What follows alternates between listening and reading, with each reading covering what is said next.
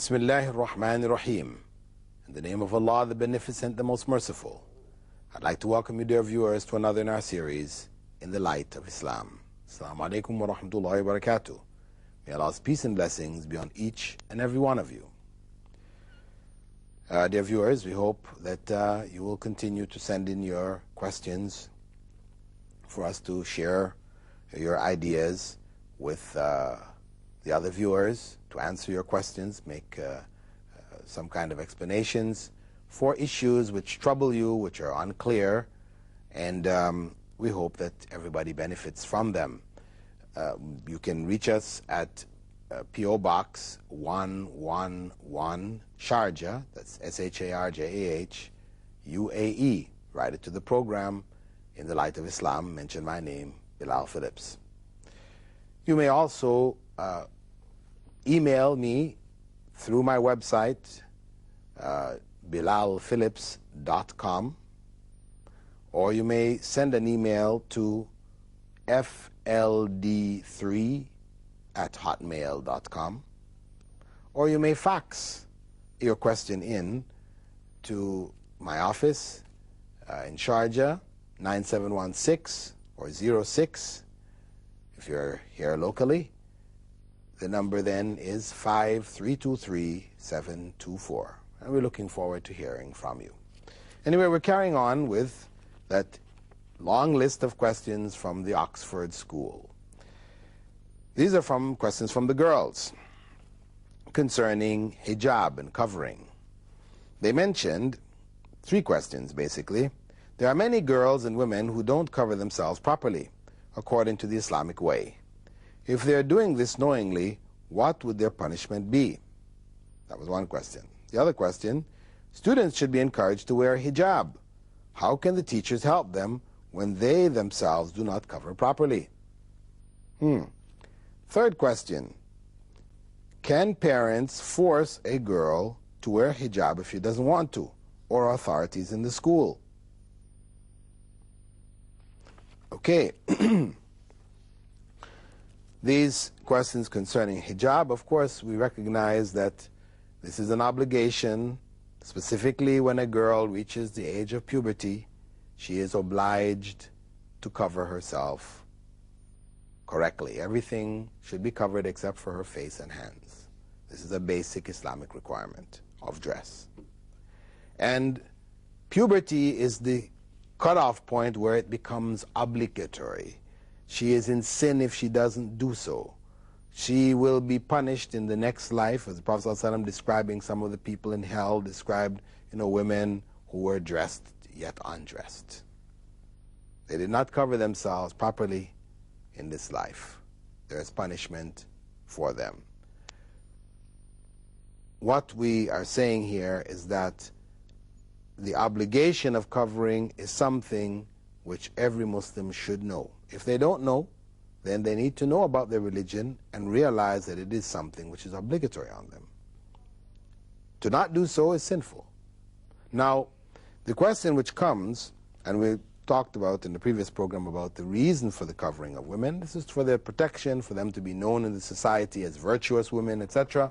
This is, among the reasons, but mainly it is for their protection, protecting them from harm. Now, as I said, the cutoff point is puberty.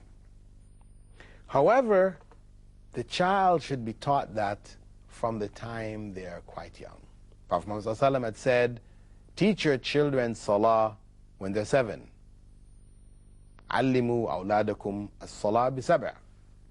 Teach your children salah when the time they reach 7. Wadribuhum alayha bi-10. And spank them for it by the time they reach 10, and separate them in their beds. Now, when we say that they should be taught Salah at 7, this doesn't mean that you merely teach them the movements, like you train a monkey or a dog, some animal, to just go through certain movements. No. This means that, yes, you teach them the movements, but you also teach them what is said, what it means, that they understand it, that it has meaning to them, what they're doing. They know what they're saying, they know what they're doing. And you also teach them the conditions around it, that they should have wudu, They should cover their aura, all these different things. So they should be taught all the things necessary for them to be able to pray by the time they're 7. By the time they're 7. Doesn't mean you don't start earlier. You can start earlier if the child, from the time they're 5, etc., 4 or 5, they can grasp these things, and they will want to join you in the prayers and these kind of things anyway.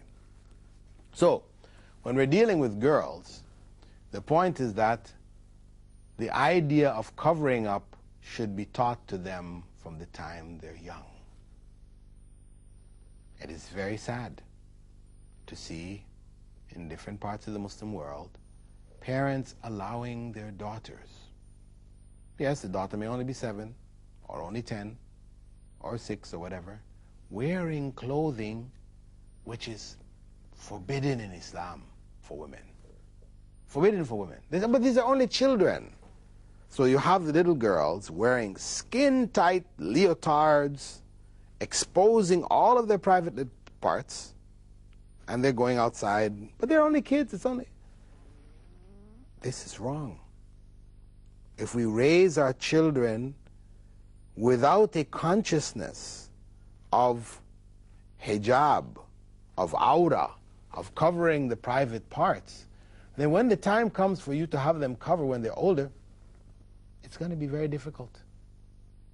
And they're the ones who are going to be asking these questions. Can people force us? Why do we have to wear it? What is this? What is that? You know, because they were not taught from their young.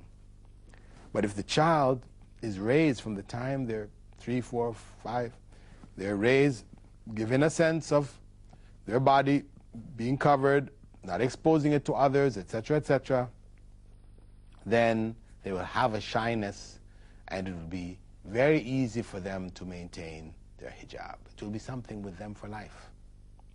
We have to know and realize that Western culture seeks to destroy this shyness, unfortunately, because nakedness is considered a virtue in that culture, where people go to the beaches, they appear on television, you know, models, etc., wearing the skimpiest of clothes, virtually naked.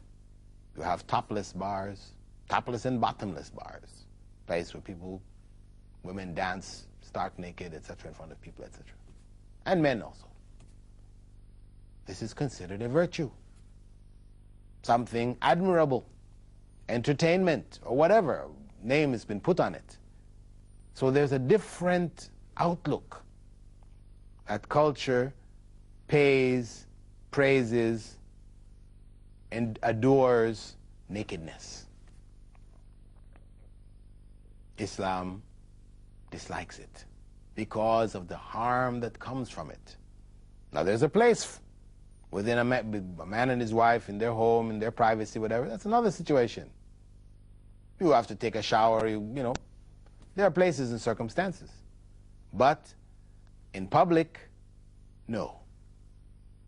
So the child should be taught an awareness of her body from the time she is very young, covering herself, making sure she covers the different parts of her body, etc.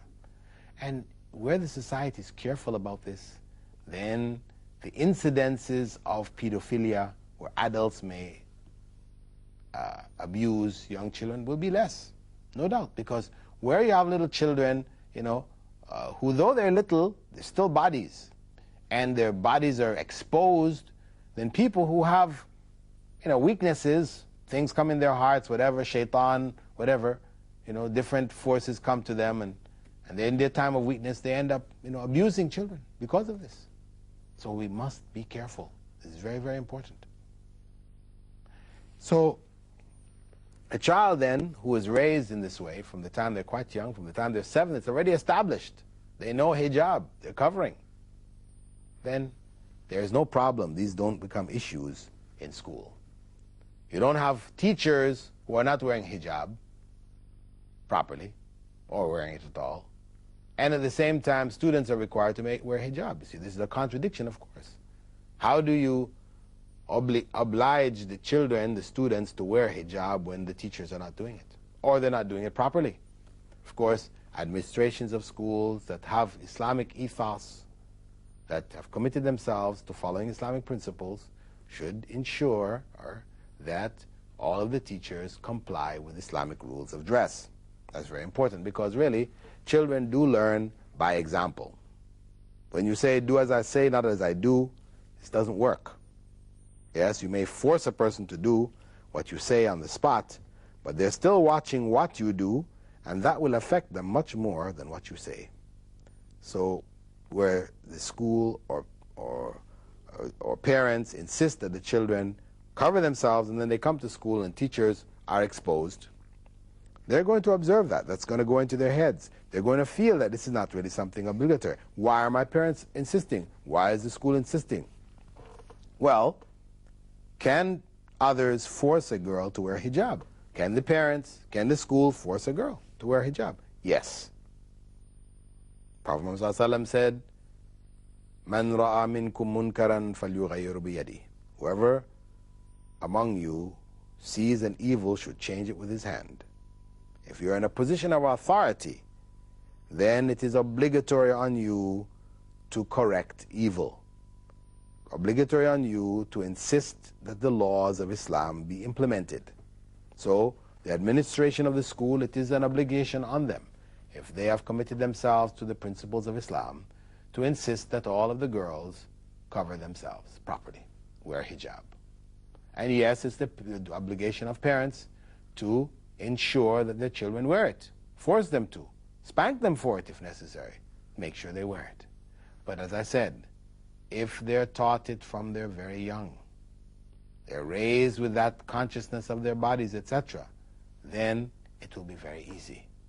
But where we become lax and negligent and fooled by the idea that they're only kids, they can wear anything, all these things that we know we would never dare wear ourselves as adults, we're letting the children wear these things, then it is no surprise when they grow up that they don't want to wear this.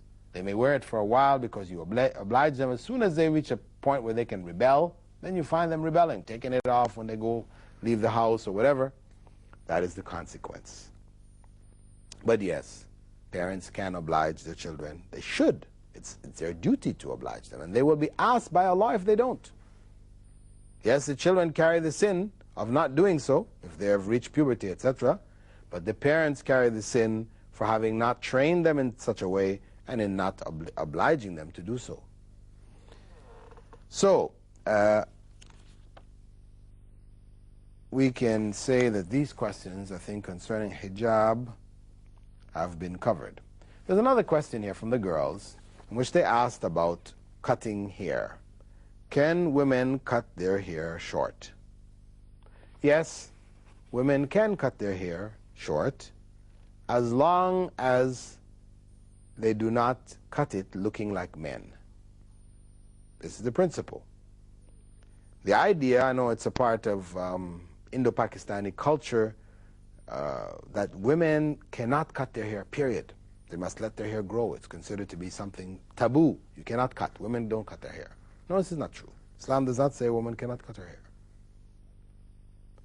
However, it does forbid her from shaving her head, I mean, unless there is a medical necessity, and for her to cut her hair in such a way that she looks like a man, then this is also forbidden, because Prophet ﷺ had said that Allah curses the mannish women and the womanish men. A man who carries on like a woman in his attitude, his habits, his speech, his dress, etc., is cursed by Allah.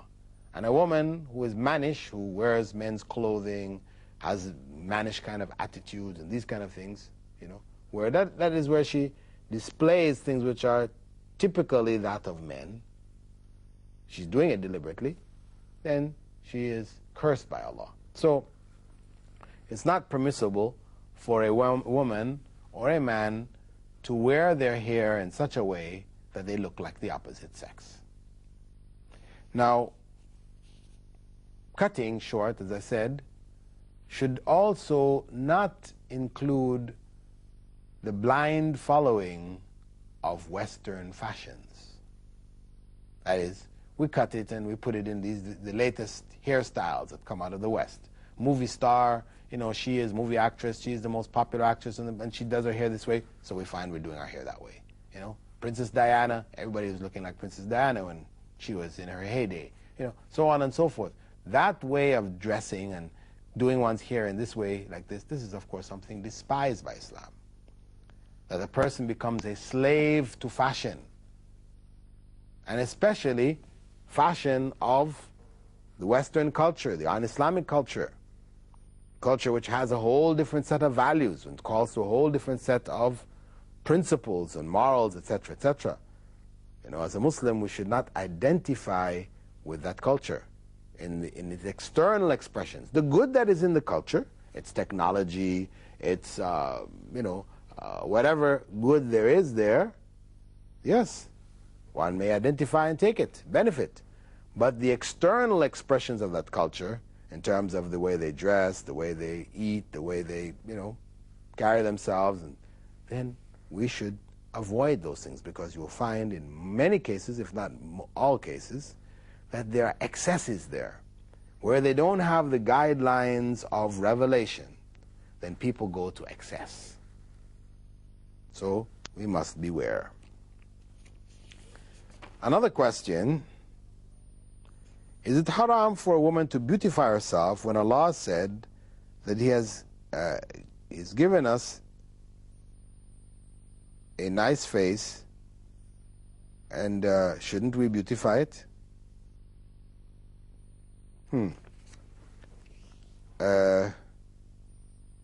Beautifying oneself. Yes, Islam permits beautification. A woman beautifies herself, for her husband, etc. Of course, she is careful where she goes out in public. She's going to be in the presence of men who are marriageable, that she does not, beautify herself in such a way that she's drawing attention to herself, putting on lipstick and eyeliner and eye coloring and all these other kind of things, to attract and draw attention to herself. She's saying, look at me. No, she shouldn't do that. She covers herself from head to toe to decrease the desire for people to want to look at her in that sense, look at her in a sense of attraction to her, physical attraction, which can bring with it negative consequences. But seeing her, dealing with her as another fellow member of the society, no harm, that's fine. So this beautification type acts, etc., should be done, in privacy, in circumstances where a woman is not going to suffer harm for it. So she does it for her husband. She's staying at home. She's looking after the home. Her husband comes home. She beautifies herself for him. This is something recommended. She's in front of her parents. She goes to visit her, immediate relatives who she cannot marry. So she beautifies herself in this way. It is perfectly okay. But we must maintain the guidelines which Allah has set. Because if a person is going to beautify themselves by plucking their eyebrows, because this is beautification, we want eyebrows too thick, we want it very thin, pencil thin, so we pluck out all the hairs, we say no, this is haram. Prophet Muhammad ﷺ said that Allah curses the woman who plucks the hairs from the eyes and the one who has it plucked. Similarly, spacing of teeth. People go to orthodontists, etc., and have braces put on to close spaces, increase spaces, and make themselves have perfect sets of teeth. This is forbidden in Islam also. If one has a overbite where one is not chewing properly, you need to correct that. They do it for that purpose, fine. But for cosmetic purposes, because you just want a particular look, you shift around your teeth, this is forbidden in Islam. So beautification does have its limits. It's not just an open door, you can do anything. Tattooing, also forbidden.